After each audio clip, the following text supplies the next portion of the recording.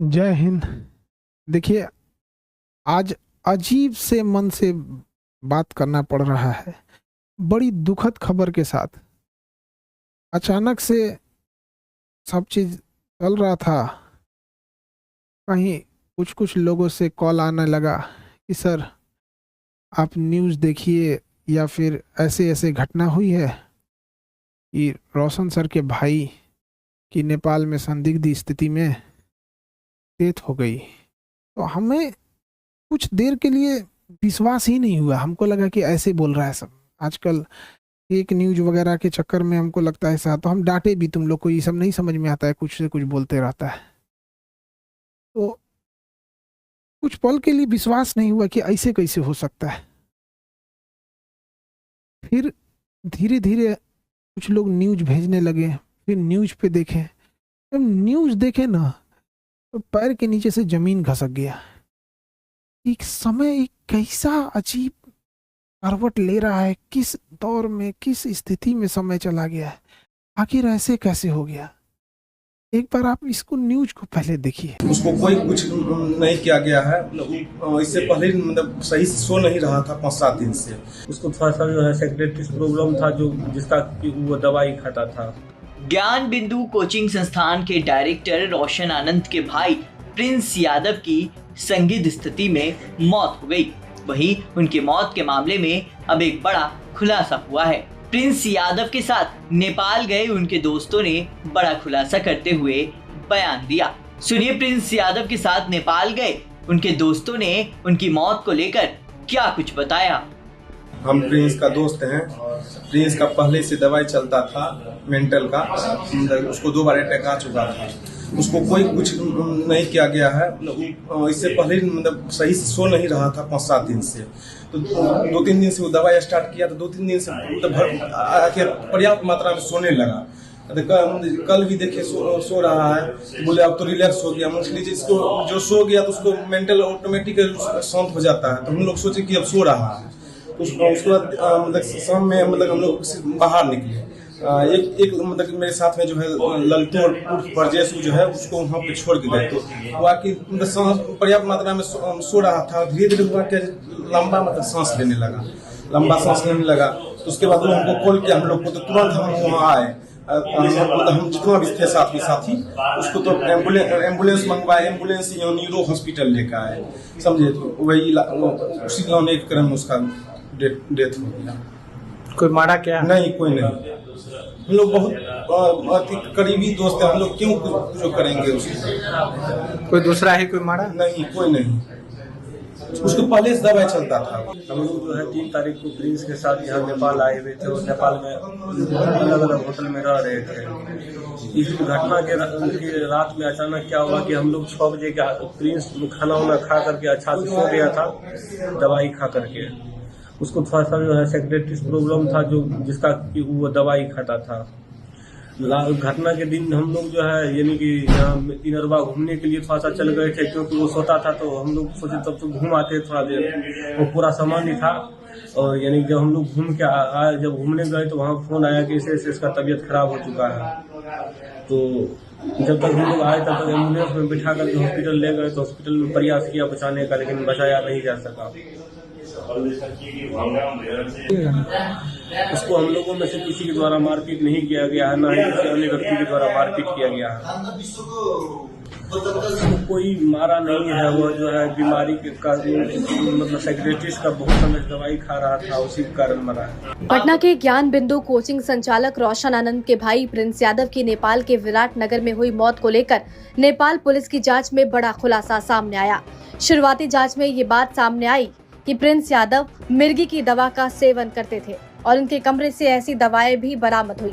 Nepal police के अनुसार Prince Yadav अपने कुछ दोस्तों के साथ विराट नगर के एक होटल में ठहरे हुए थे। पूछताछ में उनके दोस्तों ने बताया कि प्रिंस कई दिनों से ठीक से सो नहीं रहे थे और उन्हें लगातार नींद नहीं आने की समस्या थी। बताया जा रहा है कि दवा शुरू करने के बाद ही उन्हें नींद आने लगी थी। जांच के दौरान पुलिस को प्रिंस यादव के कमरे से एपिलेप्सी की दवा मिली है। पुलिस अब ये पता लगाने की कोशिश कर रही है कि वो किस बीमारी का इलाज करा रहे थे और दवा का सेवन डॉक्टर की सलाह पर कर रहे थे या नहीं। पुलिस इस पहलू को भी खंगाल रही है कि दवा, नींद की कमी और शराब के सेवन का उनके स्वास्थ्य पर क्या असर पड़ा। होटल में मौजूद दोस्तों के मुताबिक शनिवार रात प्रिंस यादव की तबीयत अचानक बिगड़ गई। इसके बाद उन्हें तत्काल अस्पताल ले जाया गया, जहां इलाज के दौरान डॉक्टरों ने उन्हें मृत घोषित कर दिया। शुरुआती तौर पर अत्यधिक शराब सेवन की बात सामने आई थी। नेपाल पुलिस ने साफ किया है कि मौत की असली वजह का पता पोस्टमार्टम रिपोर्ट आने के बाद ही चलेगा। फिलहाल पुलिस होटल के सीसीटीवी फुटेज, होटल रजिस्टर और साथ मौजूद लोगों के बयान के आधार पर जांच आगे बढ़ा रही है। वहीं नेपाल पुलिस के मुताबिक प्रिंस एपिलेप्सी की दवा का सेवन करते थे। नेपाल पुलिस ने प्रिंस के रूम से एपिलेप्सी की दवा भी बरामद की है। वहीं अब देखने वाली बात होगी कि आगे इस मामले में क्या कुछ निकल कर सामने आता है। देखिए, जब वीडियो देखने के बाद एकदम दिल दहल गया। किसी परिवार के लिए इससे कठिन दौर क्या आ सकता है। भगवान इस कठिन दौर से निकलने के लिए उनको सहन शक्ति दे। इतनी भयानक स्थिति और इतनी कठोर स्थिति में वो कैसे निकल पाएंगे लोग। इस घटना के बाद पता नहीं कैसे परिवार सहन करेगा इसको। इस कठिन दौर में हमारी संवेदना परिवार के साथ है। जब कभी आदमी ऐसी खबर सुनता है तो दिल बैठ जाता है। किसी के परिवार के साथ ऐसा ना हो, दुश्मन के परिवार के साथ भी ऐसा ना हो। हमारी पूरी संवेदना है परिवार के साथ। हमसे जो संभव हो सकेगा, हम अभी परिवार किसी बात करने की स्थिति में नहीं होगा। हम इस चीज़ को समझ सकते हैं कि किसी के साथ ऐसा ना हो, लेकिन हमसे जो प्रयास होगा, हमसे जो कहेंगे लोग, हम वो हर संभव मदद करने को तैयार हैं, चाहे जो कुछ वो कहेंगे। इसमें सबसे ज़रूरी बात क्या है कि जो मीडिया को काफ़ी संवेदनशील होने की ज़रूरत है।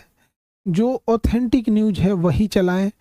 अलग अलग इधर उधर अफवाहें या अटकलों पे ना जाएं। ये बहुत संवेदनशील मामला है और पुलिस अपना एक ऑफिशियल बयान जारी करे जिससे कि स्पष्ट हो सके चीज़ें क्या हैं और जल्दी से जल्दी इसका पोस्टमार्टम रिपोर्ट सार्वजनिक किया जाए। और सबसे ज़्यादा जो अजीब सा चीज़ लग रहा है, ये कोइंसिडेंस, ये कैसे कोई तीसरा इंसान इसमें इन्वॉल्व लग रहा है। आखिर इतनी खतरनाक चीज़ें, इतनी अमानवीकृत कैसे कोई कर सकता है।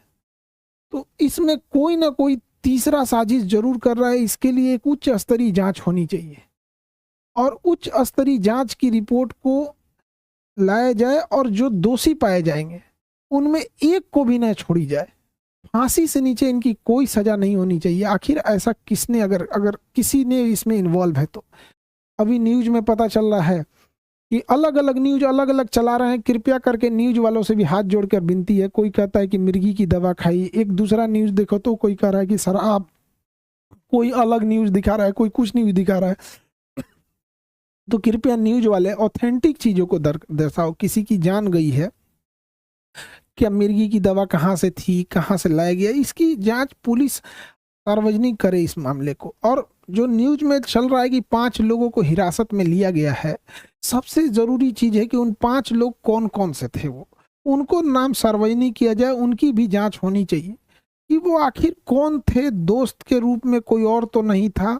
ये तीसरा एंगल कोई हो भी सकता है इसमें। इस चीज को नकारा नहीं जा सकता है कि जिस तरह से इस मामले को तूल पकड़ाया गया, एक गार्ड का मैटर था, अपना सॉल्व हो जाता इसको, लेकिन इसको इस तरह से तूल पकड़ाया गया इतना बड़े लेवल पे। और इधर ये जब ये घटना सामने आती है तो कुछ समझ में नहीं आता है क्या करें आप।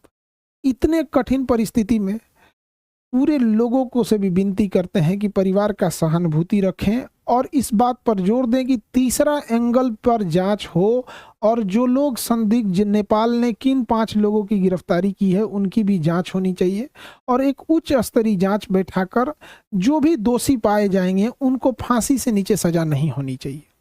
देखिए, जो इंसान अब पुण्य आत्मा अब दुनिया से चली गई, भगवान उनको शांति दे, लेकिन यदि इसमें जो इन्वॉल्व है उसको पुलिस पकड़ लेती है या उच्च स्तरीय जांच में आती है तो कहीं ना कहीं ये उचित रहेगा। इस कठिन परिस्थिति से अजीब सा समय ले आ देता है। कभी कभी समय इंसान को ऐसे जगह ला के खड़ा करता है ना, जहाँ इंसान को कुछ समझ में नहीं आता है क्या हो रहा है, ये समय का चक्र किधर चल रहा है, कौन सी साजिश चल रही है, कौन कौन इसमें इन्वॉल्व हो रहा है, कौन तीसरा इंसान तो नहीं इन्वॉल्व हो रहा है, आखिर वो 5 लोग कौन थे और उसके साथ क्या कर रहे थे। उस पुण्य आत्मा के लिए श्रद्धांजलि देते हैं। और इस कठिन परिस्थिति में मेरी संवेदना परिवार के साथ है। हमसे जो मदद हो सकेगा, हमसे जितना संभव हो सकेगा, हम उतना सहयोग करने को तैयार हैं। लेकिन सबसे ज़रूरी चीज़ है कि पुलिस को इसमें आके एक ऑफिशियल प्रेस विज्ञप्ति जारी करनी चाहिए और जल्दी से जल्दी जो रिपोर्ट है उसे सार्वजनिक करनी चाहिए, ताकि चीज़ें सही दिशा में जाए। मेरी संवेदना परिवार के साथ है। अब ऐसी परिस्थिति में इंसान को कुछ बोलना भी बड़ा अजीब सा लगता है कि क्या इंसान बोले, ऐसा समाज समय कहाँ ले आके खड़ा कर दे।